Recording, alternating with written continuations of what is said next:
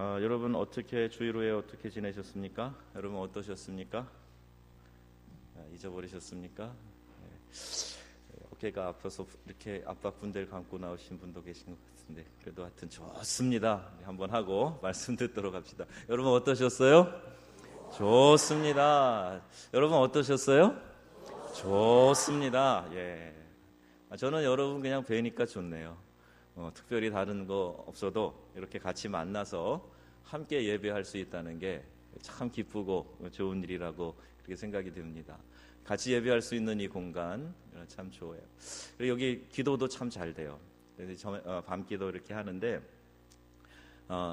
그 시간이 되시는 분들은 같이 오셔서 이제 밤에 기도하자 그랬는데 우리 기도의 불씨가 계속 번져갈 수 있도록 그리고 점점 더 활활 타오를 수 있도록 지나다가 기도 소리 나고 불 켜져 있으면 올라오셔서 같이 또 기도하시고 우리 학생들이 여기 와서 찬양 연습할 때도 올라오셔서 앉아서 쳐다보면서 격려하고 축복하고 기도하시고 그러면 참 좋겠습니다. 제가 한 학기 한 3달 반 정도 월요일 저녁에 없어서 제 아내가 혼자 올라와서 기도하기가 좀 뭐하다 그래갖고 이제 집에서 기도하는가 봐요. 그래서 혹시 누가 우리 권사님이나 집사님이나 누구 성도님들이 월요일 저녁은 내가 꼭 나와서 기도하겠습니다. 그러면 이제 여기에 불을 켜고 같이 기도하면 더 좋을 것 같아요. 제주도에도 좀 이상한 일이 갑자기 생겨가지고 그잖아요. 그래서 조금 혼자 와서 기도하기가 그런 것 같은데 나는 그래 월요일 하루라도 와서 저녁에 기도 한번 하고 싶다. 그런 분 계시면 얘기를 해주세요. 그럼 밤에 9시에서 10시까지는 여기서 같이들 이렇게 기도하고 가면 참 좋겠습니다. 자, 이제 기도를 점점 뜨겁게 불태우셔서 여러분의 삶에 역사하신 하나님이 가깝게 느껴지시고 능력 체험하시고 그리고 삶 속에서 하나님의 귀한 일들, 기적 같은 일들이 날마다 나타나기를 주님의 이름으로 축복합니다. 믿는 거는요, 좀 예수 믿는 거에 대한 증거가 좀 나타나야 되지 않겠어요? 예수 믿는 것, 받은 증거 많도다, 받은 증거 없도다 이러면 안 되잖아요. 은과 금은 내게 없거니와 나사렛 예수의 이름으로 일어나 걸으라 그래야 되는데 요새 오늘 본문도 나오지만 은과 금은 내게 있거니와 내게 없는 것이 있다. 나에게 능력이 없다. 꼭 이러는 것 같습니다. 자, 우리가 함께 기도할 때 하나님의 역사가 우리 공동체 안에 충만하게 나타나게 될 줄로 믿습니다. 자, 하나님은 자기 백성들에게 복을 주시기를 원하세요. 복 주시기를 원하시는 하나님이세요. 그분의 자녀이기 때문에 내 자녀들이 이 땅을 사는 동안 은혜를 풍성하게 누리고 하나님이 예비해 놓으신 그 은총, 축복 누리며 살아가기를 우리 하나님 아버지께서 원하신단 말입니다. 그런데 이스라엘 백성, 이 하나님의 백성들은 하나님이 주신 복을 받으면서 사는 것이 정상인데 그것이 우리가 바르게 신앙생활을 할 때 하나님에게 우리의 삶의 기준을 맞추고 하나님과 함께 동행할 때 우리의 삶에 나타나는 역사다 하는 겁니다. 그래서 목회가 뭔가 이렇게 여러 가지 설명하고 목회학도 배우고 그렇게 하기도 받고 그러는데 결국 하나예요. 어떻게 하면 교인들이 하나님을 잘 주목하고 따라가게 하느냐, 그거 하나입니다. 그게 이제 목회 전체 내용을 이렇게 저렇게 설명하고 하는 거예요. 여러분이 주님을 잘 바라보고 말씀하시는 대로 잘 따라가고 그러면 그 삶에 나타나는 놀라운 은혜 때문에 이게 저절로 신앙생활이 되고 또 감격스러운 삶이 되고 능력이 나타나는 삶이 되게 되는 것입니다. 우리 복 있는 사람에 대해서 이 수요일 저녁에 그래서 생각하면서 여러분들 마음 가운데 하나님의 은혜를 더 사모하고 복 받는 삶을 살라고 그 말씀을 드리고 있어요. 첫째 날 말씀드릴 때 복 있는 사람은 자기 위치를 잘 지켜야 된다 그랬어요.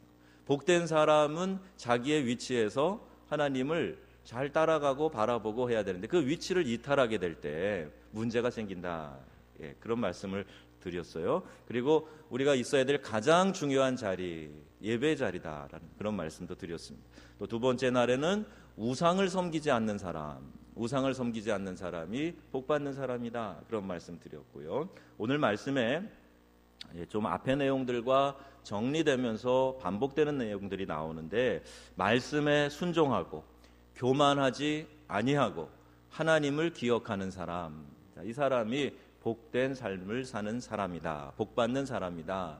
이렇게 말씀에 기록하고 있습니다. 오늘 신명기 말씀을 통해서 하나님의 백성들이 어떻게 하여야 하나님의 은혜를 누리며 복을 누리며 이 땅을 살아가게 되는가, 이 말씀을 좀 함께 나누려고 합니다.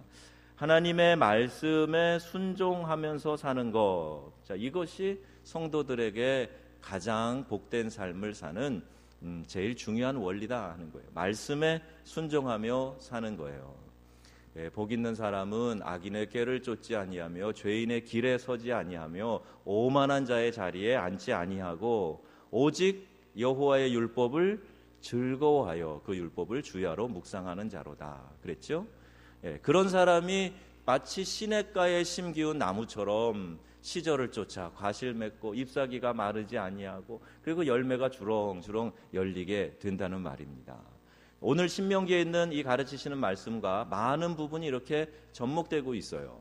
우리에게 중요한 진리의 말씀이기 때문에 이렇게 반복해서 가르쳐주고 계시는데, 하나님의 말씀을 잘 순종해라 이야기를 하고 있습니다. 8장 1절에도요, 내가 오늘날 명하는 모든 명령을 너희는 지켜 행하라. 그리하면 너희가 살고 번성하고 여호와께서 너희 열조에게 맹세하신 땅에 들어가서 그것을 얻으리라 그랬습니다. 하나님은 우리에게 약속하시고 그 약속을 순종을 통해서 이루라고 그렇게 말씀하고 인도하고 계시는 거예요. 약속을 하셔갖고 하나님이, 우리는 입 딱 벌리고 있을 때 불이 들어왔네요. 환해졌죠. 여러분 느끼십니까? 교회 와도 뭐가 변했는지 전혀 모르는 분들이 계세요. 여기 불이 3개가 나가가지고 어두웠는데 3개가 확 들어와갖고 훨씬 밝아진 것 같아요. 불 쳐다보다가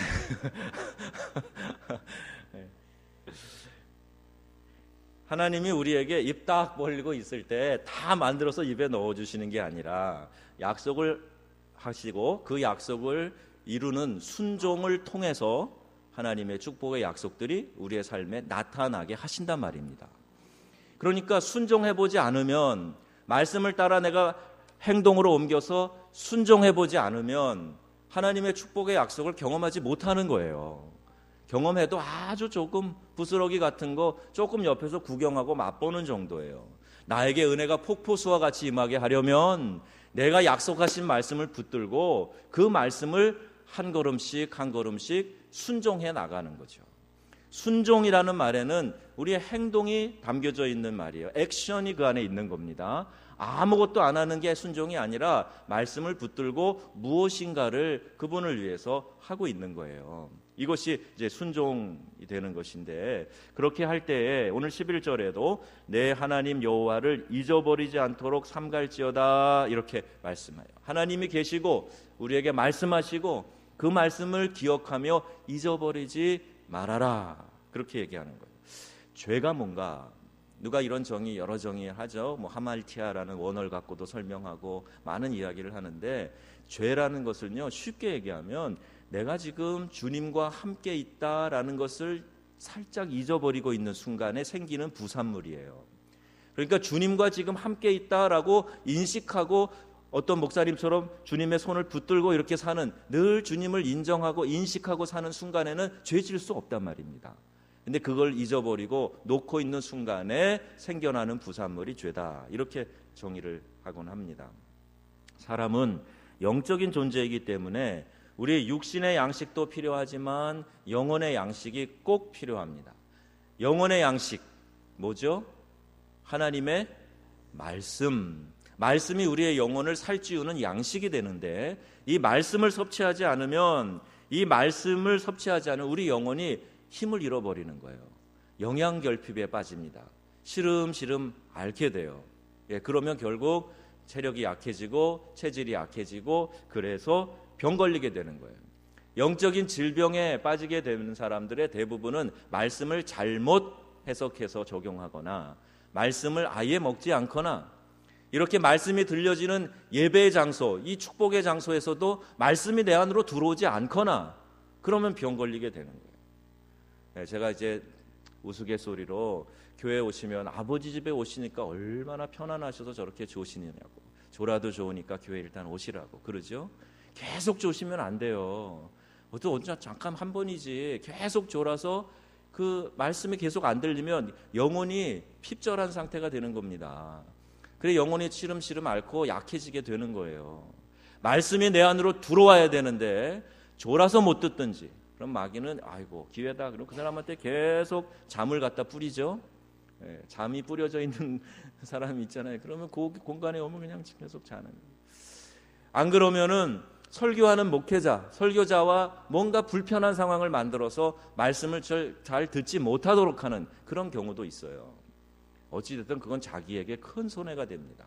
말씀이 내 심령으로 파고 들어와야 이것이 내 안에서 양분이 돼서 내 몸에 흡수가 되고, 그리고 그것이 내 영혼을 강건하게 하는 겁니다. 여러분에게 말씀이 잘 들려지는 은혜가 있기를 축복합니다. 그래서 그 말씀의 양분을 받아서 그 양분을 가지고 내 영혼이 에너지를 거기서 만들어내는 거죠. 3절에 사람이 떡으로만 사는 것이 아니요, 뭐라고요? 하나님의 입에서 나오는 말씀으로 사는 줄 알게 하려 하심이라 그랬어요. 이 말씀을 여러분 마태복음에 가면 예수님이 마귀의 유혹을 물리치실 때도 이 말씀을 인용하셔서 하죠. 이 돌덩이를 떡을 만들어 봐라. 40일 금식하셨으니 얼마나 배고프시겠어요.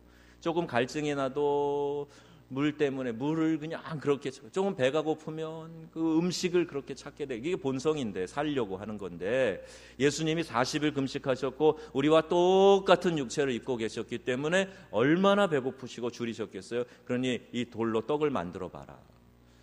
돌로 떡을 만드실 능력이 우리 주님에게 있으셨을까요? 없으셨을까요? 있었습니다. 하실 수도 있었어요. 그런데 주님은 이때 이 말씀을 가지고 시험을, 유혹을 물리치십니다. 사람이 떡으로만 사는 것이 아니라 하나님의 입으로 나오는 말씀으로 사는 것이다. 그리고 영의 삶에 대한 이야기를 하고 계세요. 그 우리의 영적인 삶을 하나님이 축복되게 하시기 위해서 우리에게 말씀의 꼴을 먹여 주신다는 말입니다. 근데 말씀의 양식을 잘 섭취하는 습관이 참 중요한데, 그 습관을 여러분 좋은 습관을 기르셔야 되는데, 첫째는요, 나의 식탁에서 편식을 하면 안 돼요. 여러분 우리가 음식을 섭취할 때도 편식하는 아이들은 건강하지 않으니까 골고루 먹어라 그러죠. 너 좋아하는 것만 먹고 또 뭐 단 것만 먹고 그러면 안 되니까 골고루 먹어라 그래요. 우리의 영혼도 말씀을 골고루 잘 드셔야 됩니다. 내가 좋아하는 것만 찍어서 먹겠다 그리고 계속 그것만 드시면 하루 세 끼 떡볶이 드시는 거랑 똑같아요. 하루 세 끼 똑같은 음식만 드셔보세요. 그게 건강해지겠습니까? 때로는 달콤한 말씀도 있고, 때로는 씁쓸한 말씀도 있고, 때로는 나를 찌르는 그런 말씀도 듣고, 이러면서 말씀을 골고루 섭취해야 영혼이 강건하게 되는 줄로 믿습니다.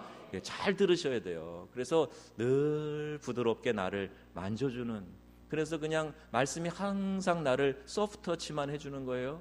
그러면은 좋을 것 같지만 그것도 그렇게 좋은 게 아니에요. 때로는 말씀으로 위로도 받아야 되지만 때로는 말씀으로 강한 책망도 받아야 돼요. 그래서 말씀에 그냥 가슴이 팍 찔려가지고 마치 베드로의 설교를 들었던 사람들처럼 내가 어떻게 할까? 사도 앞에 와서 내가 어떻게 하여야 살겠는가? 내가 어떻게 해야 되는가? 이렇게 자기들이 와갖고 절규하며 물을 정도로 가슴에 와서 부딪히는 게 때로는 있어야 된단 말이죠. 날마다 그러면 또 너무 힘들잖아요. 그러니까 때로는 위로하는 말씀도 듣고 해야 되는데, 오늘날 이 현대의 강단이 하나님이 주시는 말씀을 선포하는 메시지는 사라지고 그와 비슷한 마사지만 계속 아주 고도로 발달되면서 늘어나고 있다는 말이에요. 메시지와 마사지는 영어 스펠 하나 차이입니다. 근데 의미는 큰 차이가 있어요.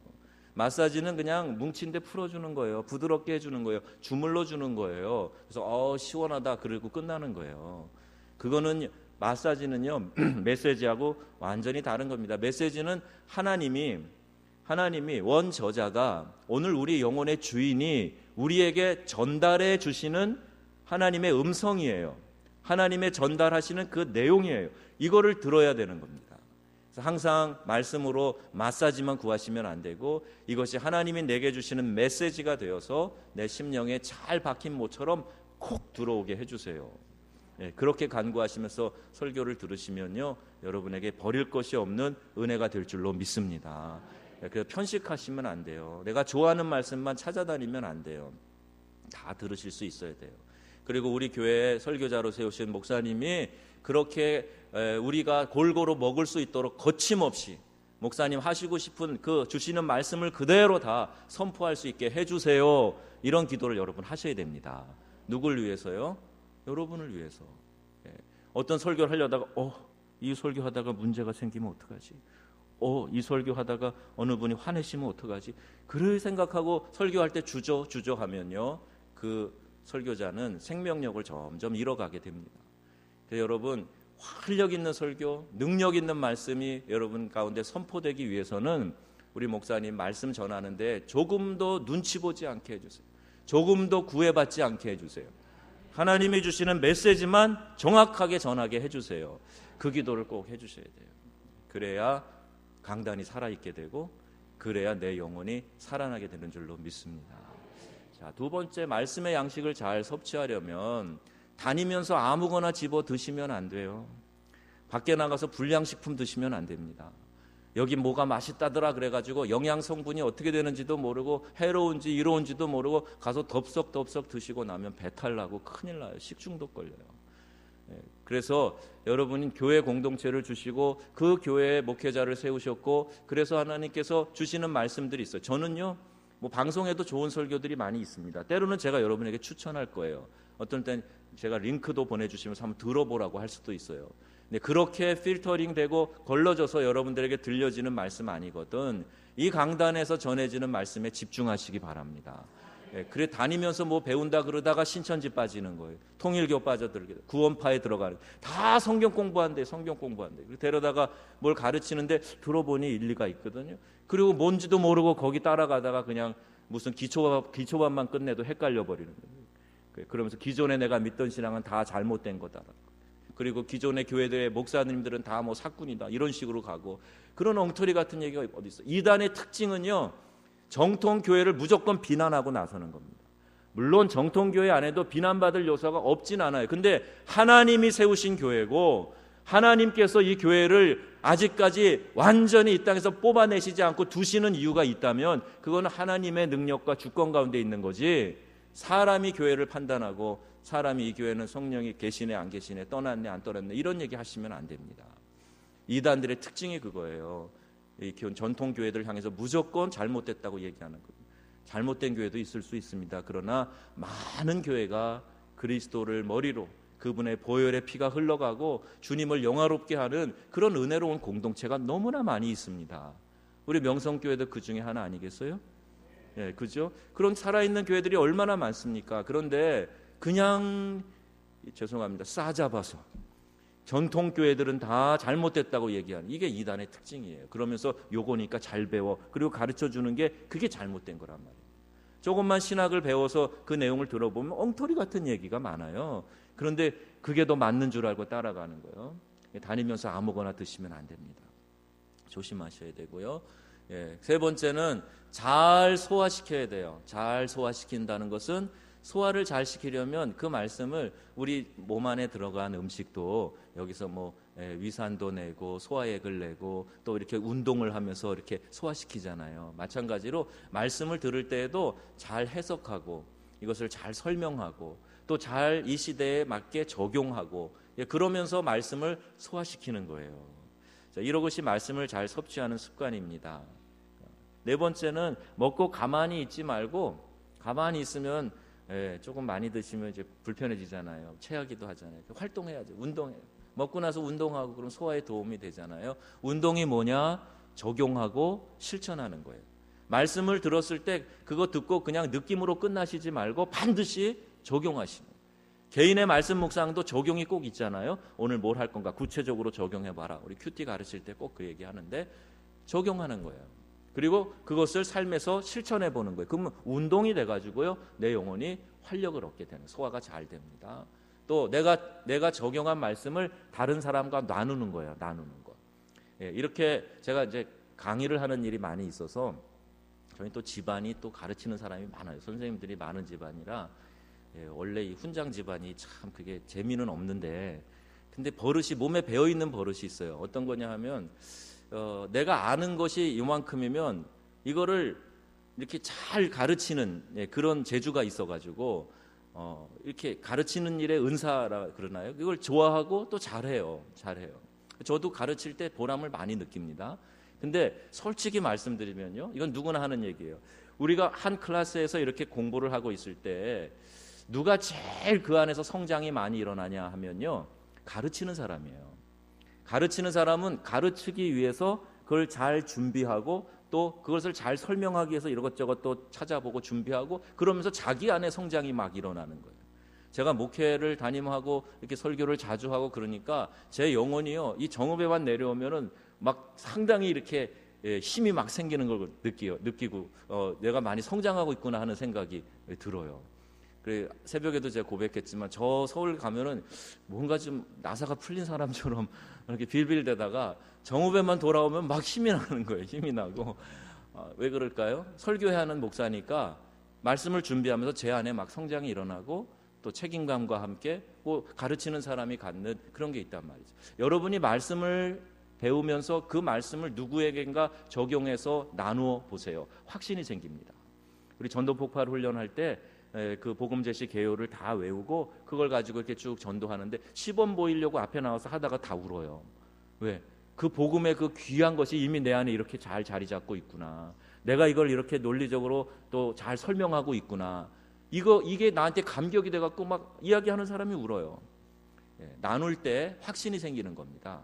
조금 알아도 그거를 다른 사람과 나눠보세요.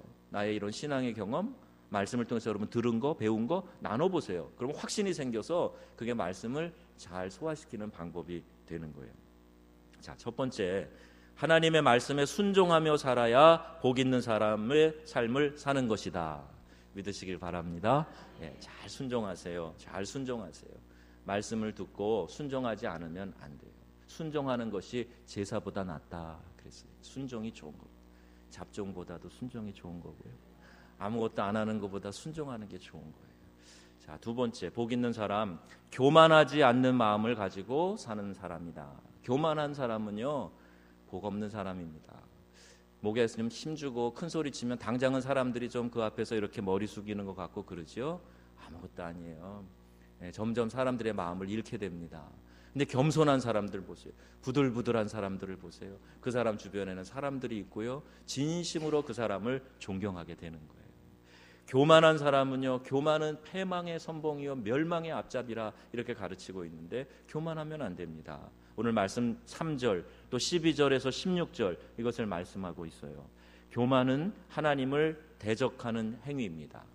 하나님을 대적하는 행위와 동시에 교만은 하나님 없이도 살 수 있을 것이라고 생각하는 마음이 교만입니다. 우리 현대인들이 참 교만해졌어요. 정말 많이 교만합니다. 그 교만의 의미는요, 하나님 없이도 살 수 있을 것이라고 생각하는 거예요. 여러분, 우리가 하나님이 우리의 삶을 붙들어 주시지 않으면 단 한시도 살아갈 수 없는 사람들입니다. 물론 자연에서 일어나는 그 천재지변도 우리 사람의 힘으로는 어쩔 수도 없어요. 땅만 조금 흔들어 놓으셔도, 땅만 조금 갈라 놓으셔도 사람들이 뭐 수천의 사람들이 거기서 떼죽음을 당할 수도 있는 거예요. 하나님이 우리의 건강 붙들어 주시지 않으면 우리 몸 안에 있는 이 수많은 세포와 혈관 속에서 움직이는 이 몸이 우주라 그러잖아요. 이 복잡한 메커니즘을 하나님이 붙들어 주시지 않으면 누가 이거를 사람의 힘으로 어림도 없습니다. 하나님이 붙잡아 주시니까 오늘 우리가 이만큼 살아가고 있는 거예요. 교만하지 마세요. 교만은 인간 스스로 무엇을 할 수 있다라는 마음이에요. 이 시대가 우리에게 주는 메시지가 바로 너 좀 자신감을 가져봐. 너는 위대해. 너는 하나님이 될 수 있어. 하나님의 자리까지 한번 올라가 봐. 대단한 사람이다 너. 이게 이 시대의 메시지예요. 늘 말씀드리지만 저도 굉장히 긍정의 힘을 좋아하고 포지티브 띵킹, 긍정적인 사고를 가져야 된다. 젊은이들에게 얘기하고 합니다. 근데 주의할 것은요, 그 긍정의 사고 안에 예수의 능력, 예수의 십자가, 그리스도 안에서가 없으면 그건 아무것도 아니에요. 아무것도 아니에요. 지금 이 시대가 주는 메시지와 똑같은 교만한 사람을 만들어낼 뿐입니다. 나는 모든 것을 할 수 있습니다. 내게 능력 주시는 자 안에서. 이렇게 바울이 고백했어요. 빌립보서 4장 13절에. 근데 우리는 내가 모든 것을 할 수 있습니다. 여기까지만을 강조하고 예수 그리스도 안에서의 의미를 강하게 강조하지 않기 때문에 자꾸 그냥 적극적으로만 생각해, 긍정적으로만 생각해 이러고 끝난단 말입니다. 큰일 날 생각이에요. 하나님이 기뻐하시지 않는 일입니다. 나는 예수 없으면 안 됩니다. 예수님 안에서 살아가는 사람입니다. 갈라디아서 20장처럼 내가 그리스도와 함께 십자가에 못 박혔나니 그런즉 이제는 내가 산 것이 아니요 내 안에 그리스도께서 사신 것입니다. 이렇게 고백하면서 사는 사람이 진짜 능력 있는 사람, 그 사람이 이 세상에서 이루지 못할 것이 없는 하나님의 사람이 되는 겁니다. 근데 뭐 조금 긍정적으로 생각한다고, 그리고 내가 조금 자신감을 갖는다고 그게 이루어지는 게 아니란 말이에요. 우리를 교만하게 만드는 일이에요. 하나님께서 젖과 꿀이 흐르는 땅을 주시기 전에 먼저 광야길로 인도하셨어요. 중요한 의미가 있습니다. 광야길은 이스라엘 백성이 전적으로 하나님을 의지하는 마음을 훈련시키시는 곳이에요. 유태인들은 둘이 모이면 의견이 셋이 나온답니다. 의견이 세 가지가 나온대요. 우리 한국 사람도 좀 복잡하고 말이 많은데 유태인은 그보다 훨씬 더 그렇다는 거예요. 이 교만한 사람들을 광야에 밀어넣으시고 광야에서 훈련받게 하셨어요. 뭐를? 하나님만 의지하는 것을, 그 마음에 하나님만 두는 것을 광야길을 걷게 하면서 훈련시키신 거예요. 그래서 오늘 3절에 이런 말씀하고 있는 겁니다. 너를 낮추시고 너를 낮추시며 너를 줄이게 하시며, 이런 말씀을 기록하고 있어요. 낮추시며 줄이게 하시며 너도 알지 못하며 내 조상도 알지 못하던 만나를 내게 먹이신 것은, 이렇게 말씀. 떡으로만 사는 게 아니라 하나님의 말씀으로 사는 것이다. 이걸 가르쳐 주시는 것이죠. 또 너를 애굽 땅 종 살았던 곳에서 건져내고 너를 이렇게 광야길로 있게 한 것은 16절에 너를 낮추시며 너를 시험하사 마침내 내게 복을 주려 하심이라, 이 말씀입니다.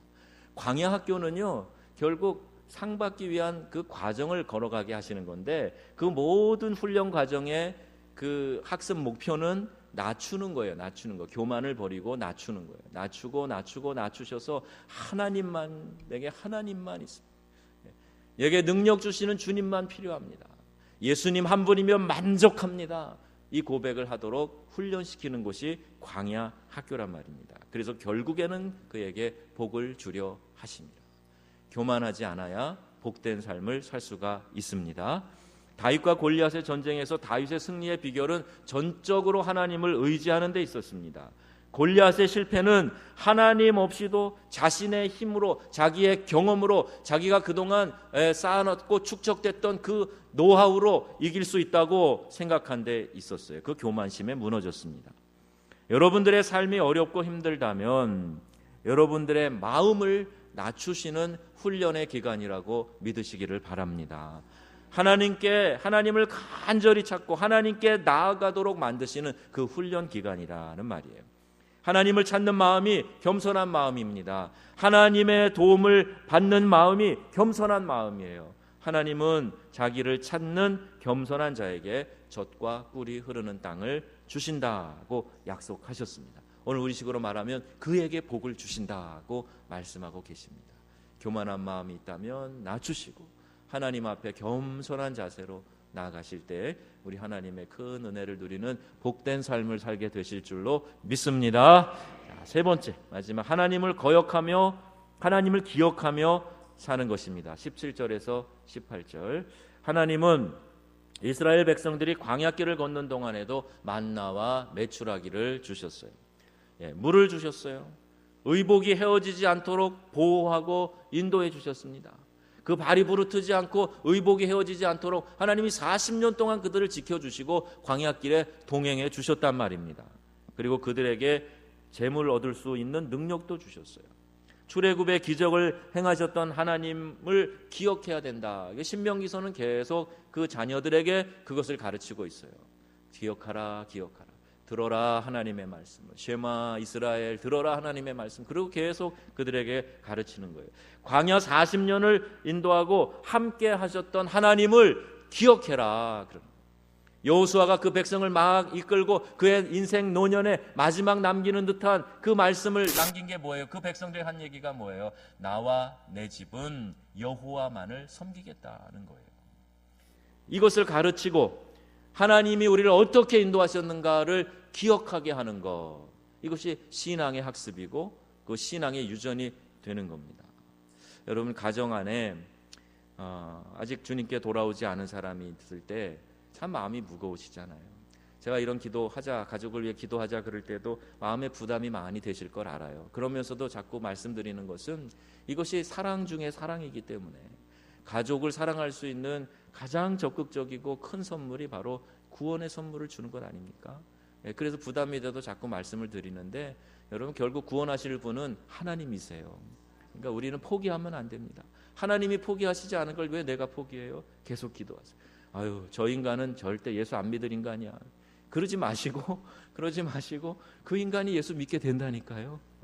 마음이 완악한 사람이 갑자기 그 마음이 확 뒤집어져 가지고 주님 앞으로 나오게 된다니까요. 제가 아프리카에서 그 한국에서 온 예수 전도단 팀하고 노방 전도를 했는데, 시장 한복판에서 전도를 했어요. 시장 그 길거리에서. 근데 우리 그 젊은 아가씨들이 이렇게 티셔츠 입고 마임도 하고 찬양하고 그러니까 막 흑인들이 조롱하는 거예요. 막 정말 듣기도 뭐한 소리들 하고 막 그래요. 제가 막 속이 불편해서 혼났어요. 그래도 준비한 건 해야죠. 이렇게 전도 다 하게 하고, 그리고 그 다음 날 교회로 이렇게 초청하고 그랬는데, 그 누가 왔냐 하면 많은 사람들이 전도돼서 교회를 왔는데, 그때 제일 못되게 소리 지르고 뭐 방해하고 조롱하고 그랬던 친구들 한 그룹이 쑥 다 교회로 온 거예요. 아, 저 같았으면 저는 애들은 절대 안 믿을 애들이다. 쟤네들은 그냥 저렇게 가도록 내버려 둬야 되지 않나. 그런 마음이 들 만큼 생긴 것 자체가 뺀질뺀질하고 못돼 먹게 생긴, 절대 예수 안 믿게 생긴 그 친구들이 왔더라고요. 겸손하고 온유한 자세로 왔어요. 그래서 하나님이 하시는 일은 모릅니다. 하나님이 구원해 주실 것을 믿고 계속 그 영혼을 위해서 기도하고 좋은 기회를 만들어서 도전도 하고 격려도 하고, 그래서 예수 믿게 하는 거 얼마나 중요한 일인지 몰라요. 출애굽의 기적을 행하셨던 하나님, 광야길을 인도하신 하나님, 그 하나님을 기억하고 복 주시는 하나님을 의지하고 그들의 속박과 가난과 저주 억압 속에서 살다가 해방을 주신 그 하나님을 기억해라. 다른 신을 섬기지 말고 여호와 하나님만을 기억하고 하나님께로부터 오는 그 은혜를 간구해라. 이것이 복된 자의 삶이라는 이야기입니다. 여러분, 받은 은혜를 잘 기억하시기 바랍니다. 하나님의 신실하심을 다시 깊이 묵상하면서 그분을 의지하시기를 바라요. 여러분의 신앙의 여정 가운데 하나님이 얼마나 좋으셨어요? 아마 우리 장로님들 갑자기 간증시켜도 잠깐은 당황하시겠지만 한번 이 보따리가 풀어지기 시작하면 아마 끝도 없이 이야기하실 거예요. 그렇죠? 하나님 나에게 이런 분이셨습니다. 할 얘기가 많죠. 할 얘기가 많아요. 하나님 정말 나에게 은혜를 주셨고 보호하시고 인도하셨기에 오늘 우리의 삶이 이만큼 살게 되었습니다. 할 얘기가 많아요. 우리 대한민국만 한번 생각해 보세요. 그 어려운 날, 수천 년의 역사 가운데 계속 침략받고 어렵고 가난하게 살았던 이 나라에 복음이 들어왔잖아요. 복음이 들어오고 나서 지금 대한민국이요, 세계의 그 열강들하고 어깨를 나란히 하고요, 그런 이 조그만 나라, 자원도 없는 나라, 이런 곳에서 지금 세계가 주목하는 IT 강국이 되고요, 또 이 세계가 주목하는 엘리트들이 이 나라에서 나오고요. 얼마나 멋있습니까? 얼마나 멋있어요. 이게 다른 게 아니라 하나님의 은혜란 말이에요. 하나님의 은혜예요. 복음이 들어온 다음에 확 바뀌었어요. 복음이 들어오고 나니까 고난의 역사가 찾아와도 일제 그 강점기에서도 우리 신앙으로 꿋꿋이 나라를 지키고 독립운동에 앞서고 민족의 정신에 혼을 깨운 사람들이 이 기독교 지도자들이었단 말이에요. 6.25 남북 간에 서로 죽이고 피비린내 나는 그 전쟁을 하면서도 하나님을 믿는 신앙이 있었기 때문에 그들은 그 핍박 가운데서도 신앙의 절개를 지키고 축복의 생명줄을 붙들고 있었기 때문에 오늘 이 대한민국의 교회가 이렇게 축복받는 교회가 되고 이 나라가 복받고 경제적으로 성장하는 일이 거기에서부터 시작됐다는 말이에요. 누가 딴소리 하면요, 여러분 속으로 웃으세요. 하나님이 복 주셔서 이 나라가 이렇게 된 거다. 우리는 확신할 수 있습니다. 여러 증거를 가지고 이야기할 수가 있어요. 하나님 앞에 배반하면 안 됩니다. 그분이 우리에게 주셨던 은혜를 거역하고 그것을 무시하고 그것을 인정하지 않는 것은 그 불신앙이에요. 하나님이 우리 민족을 이만큼 사랑하셔서 오늘 이렇게 빠른 시간 안에 이 민족을 복 주셨다. 왜 그런가 하는 얘기는 나중에 자세히 하겠지만 이 민족을 하나님이 들으셔서 유대민족 아브라함을 택하셔서 이스라엘을 통해 열방이 구원받게 하셨던 그 구약의 선교 방법이라면 오늘 이 시간에 이 세대에 하나님이 동방의 작은 나라 우리를 통하여서 열방이 복받고 구원받으라고 한국교회를 이만큼 세워주시고 한국의 경제를 이만큼 일으켜 세워주신 거예요.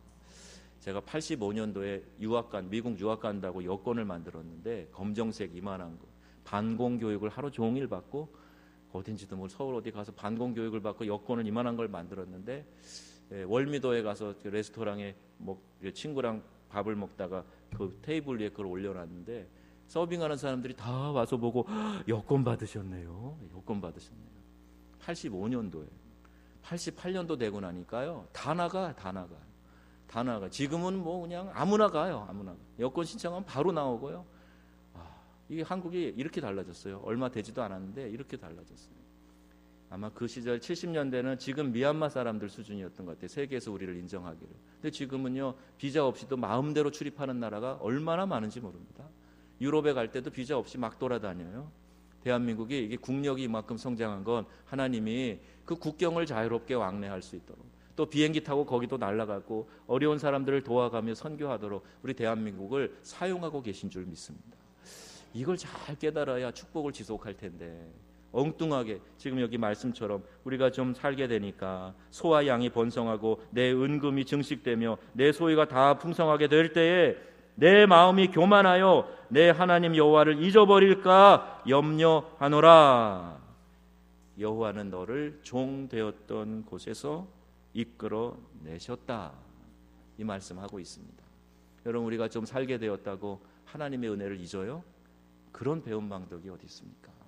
그 어려울 때, 그 어려운 위기의 순간에 하나님이 우리를 붙잡아 주셨기 때문에 오늘 우리가 이 자리에 있는 줄로 믿습니다.